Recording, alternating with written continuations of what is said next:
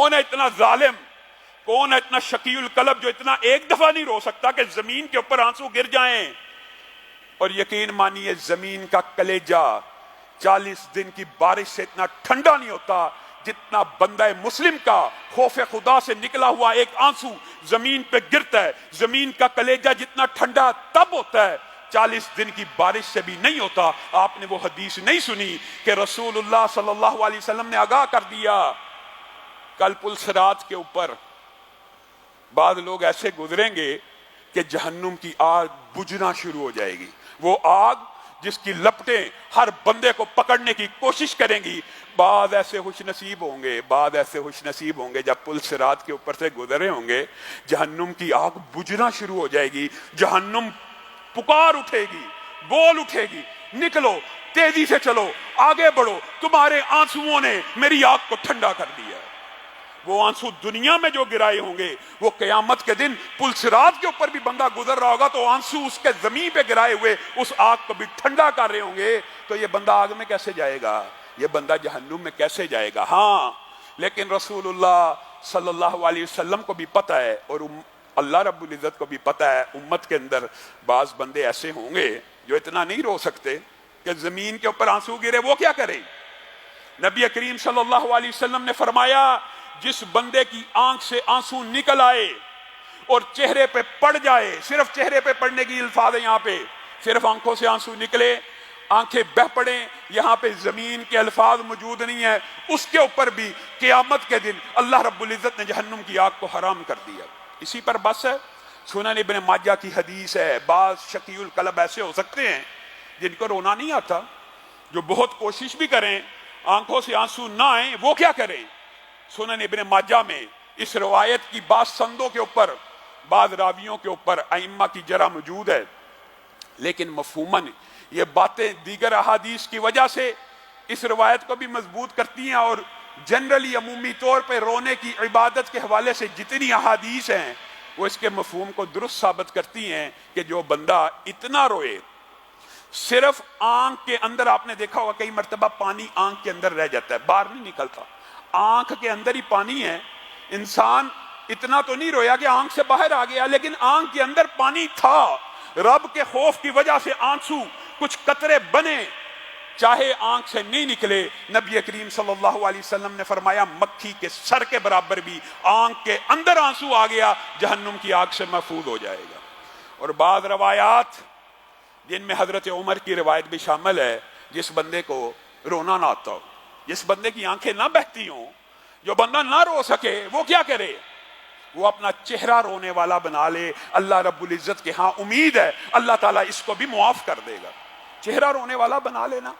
اور حضرت عمر نے کہا تھا, اور رسول اللہ صلی اللہ علیہ وسلم کے آنسوؤں میں یہ واقعہ معروف ہے, بدر کے موقع کے اوپر آپ کو پتہ ہے رسول اللہ صلی اللہ علیہ وسلم نرم مزاج تھے. آپ نے حضرت ابو بکر سے مشورہ کیا کہ کیا کہتے ہیں آپ کہ ان قیدیوں کا کیا کیا جائے؟ حضرت ابو بکر نے بھی کہا اللہ کے رسول ان کو آزاد کر دیا جائے, فدیہ لیا جائے, اسلام مضبوط ہوگا, کوئی تعلیم کا کام لے لیا جائے, کوئی تعمیر کا کام لے لیا جائے, کوئی ایسا تعمیری کام ان سے لے لیتے ہیں اور ان کو آزاد کر دیتے ہیں. حضرت عمر سے رسول اللہ صلی اللہ علیہ وسلم نے پوچھ لیا آپ کی کیا رائے ہے؟ حضرت عمر نے کہا میری رائے یہ ہے, اللہ کے رسول حکم تو آپ کا چلنا ہے, لیکن میری رائے یہ ہے جس کا جو رشتہ دار گرفتار ہوا ہے اس کے حوالے کیا جائے, وہ اس کی گردن کو اس کے تن سے جدا کر دے, زمین کے اوپر سے شرک ختم ہو جائے. رسول اللہ صلی اللہ علیہ وسلم نے حضرت ابو بکر کی رائے کو منظور کیا, حضرت عمر کی رائے کو منظور نہ کیا. حضرت عمر چلے گئے, آسمان سے قرآن نازل ہونا شروع ہوا. جب آئے واپس کیا دیکھا؟ رسول اللہ صلی اللہ علیہ وسلم کے انمول آنسو آپ کے چہرے پر اس طرح بہ رہے ہیں, جھڑی لگی ہوئی ہے. حضرت ابو بکر بھی رو رہے ہیں. حضرت عمر پریشان ہو گئے, اللہ کے رسول کیوں روتے ہیں؟ ابو بکر کیوں روتے ہیں؟ مجھے بتائیے رونے کا کیا معاملہ ہے؟ یہاں سے یہ بات ثابت ہوتی ہے, اگر نہیں بھی بتاتے مجھے کچھ خبر کیجئے, اگر مجھے اس بات پہ رونا نہ آیا میں بھی آپ کے ساتھ اپنا چہرہ رونے والا بنا لوں گا. رسول اللہ صلی اللہ علیہ وسلم نے اس بات کے اوپر گرفت نہ کی, گویا رضامندی کا اظہار کیا کہ عبادات کے اندر صرف رونے والا چہرہ بنانا بھی اللہ رب العزت کو مقبول اور منظور ہے. اور پھر رسول اللہ صلی اللہ علیہ وسلم نے حضرت عمر کی شان بھی بیان کی اور کہا عمر تیرے مشورے کو اللہ رب العزت نے بڑا پسند کیا ہے اور اللہ تعالیٰ نے آسمان سے آیتیں نازل کی ہیں، اگر میں نے یہ فدیہ لینا اور مال غنیمت لینا جائز نہ رکھا ہوتا تو عذاب تم لوگوں کے اوپر آ جاتا۔ عمر کی رائے کی موافقت کے اوپر اللہ رب العزت نے بے شمار مقامات کے اوپر حضرت عمر کو رائے دیتے، اللہ تعالیٰ قرآن بنا کے نازل کر دیتا۔ اور رسول اللہ صلی اللہ علیہ وسلم نے یہ بات بھی بیان کر دی ہے، دو آنکھیں، یہ بات آئی ہے تو یہ بات بھی یاد رکھ لیجئے، دو آنکھوں کے اوپر جہنم کی آگ حرام ہے۔ ایک وہ آنکھ جو سرحدوں پہ پہرا دیتی ہو، جو مسلمان سرحدوں کی پہرے دار ہو، ایک وہ آنکھ جو اللہ کی بارگاہ میں روئی ہو، اور اس کے ساتھ ساتھ یہ بھی کہہ دیا دو قطرے اللہ رب العزت کو بڑے محبوب ہیں، ایک خون کا وہ قطرہ جو میدان جہاد میں مسلمان کے جسم سے نکل کے زمین پہ گرا ہو، اور دوسرا آنسو کا وہ قطرہ جو خوف خدا سے زمین پہ گرا ہو، اور بہترین زخم وہ ہیں جو اللہ کی بارگاہ میں لگے۔ ہمارے فجر کے مؤذن ادریس بھائی فجر کی نماز میں آتے ہوئے ایکسیڈنٹ ہوا، ٹانگ ٹوٹ گئی، اللہ تعالیٰ ان کو شفائے کاملہ عاجلہ دے۔ بتائیں سب سے بہترین زخم اللہ کی بارگاہ میں وہ ہے جو اللہ کے فرائض کی ادائیگی میں بندے کو لگے۔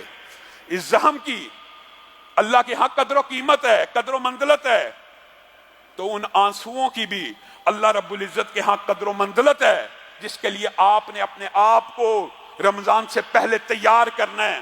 رسول اللہ صلی اللہ علیہ وسلم یہ بات بھی یاد رکھیے، رشتہ داروں کے دنیا سے چلے جانے کے اوپر آنسو بہانا یہ رسول اللہ کی سنت ہے، لیکن ماتم کرنا سنت نہیں ہے، نوحہ کرنا سنت نہیں ہے، اپنے آپ کو پیٹنا مارنا سنت نہیں ہے۔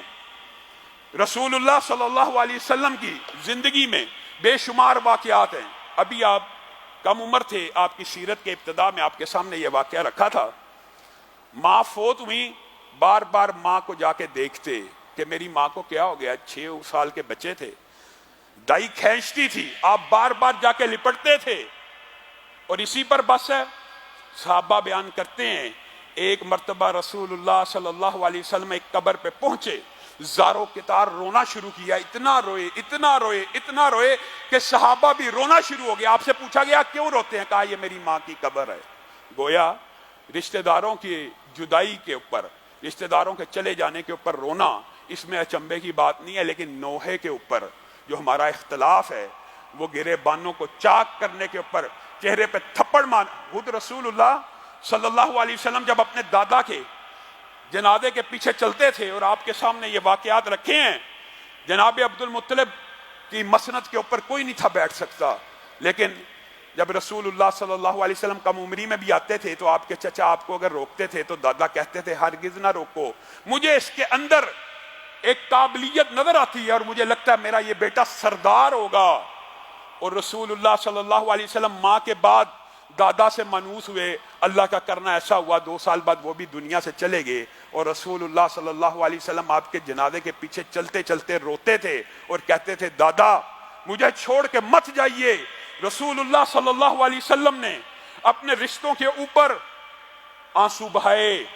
جناب بات آئی ہے تو جناب حلیمہ سعدیہ کا جب رسول اللہ کو فتح مکہ کے بعد پتہ لگا، ان کو اطلاع ملی کہ آپ کی وہ جو رضائی والدہ ہیں، آپ کی بہن اور نند آئی تھی رسول اللہ کی بارگاہ میں، رسول اللہ نے ان کا اکرام بھی کیا، ان کی عزت بھی دی، ان کو تحفے بھی دیے۔